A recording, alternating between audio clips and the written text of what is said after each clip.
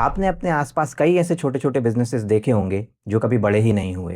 कोई दुकान, कोई बेकरी, कोई रेस्टोरेंट, जिनको हमेशा से कुछ दो चार लोग चलाते थे और आज भी उतने ही लोग चला रहे हैं।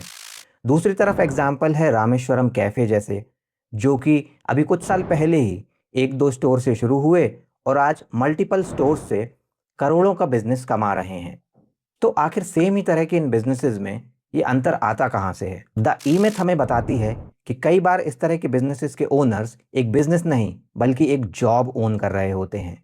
ये ना कभी छुट्टी ले पाते हैं, ना कभी बीमार पड़ सकते हैं, ना कहीं घूमने जा सकते हैं, क्योंकि इनके प्रेजेंस के बिना इनका बिजनेस चलता ही नहीं है। कस्टमर संभालना, स्टॉक मेंटेन करना, प्रोडक्ट बनाना, अपने बिजनेस के सारे काम ये खुद ही करते हैं। तो इस तरह से जब इनकी सारी कैपेसिटी एक ही स्टोर को मेंटेन करने में लग जाती है, तो इस बात में कोई डाउट नहीं है कि अपने बिजनेस को ये कभी बड़े स्केल पर ले जा ही नहीं पाते। कई केसेस में होता ये है कि आप किसी जॉब में अच्छे होते हैं तो लोग खुद ही आपको बोलने लगते हैं कि आप इस चीज का धंधा खुद ही क्यों नहीं करने लगते, ये बहुत चलेगा। पर अगर एक अस्पताल का डॉक्टर खुद की क्लिनिक खोल लेगा तो ये जरूरी नहीं है कि वो एक हॉस्पिटल्स की चेन खड़ी कर देगा, या किसी होटल का अच्छा शेफ खुद का रेस्टोरेंट खोल लेगा तो जरूरी नहीं है कि वो कई सारे रेस्टोरेंट्स बना पाएगा। इसका रीजन ये है कि अपनी जॉब में अच्छा बनने के लिए आपको एक स्किल सेट की जरूरत होती है, जबकि बिजनेस को स्केल करने के लिए कंप्लीटली डिफरेंट स्किल सेट की जरूरत पड़ती है।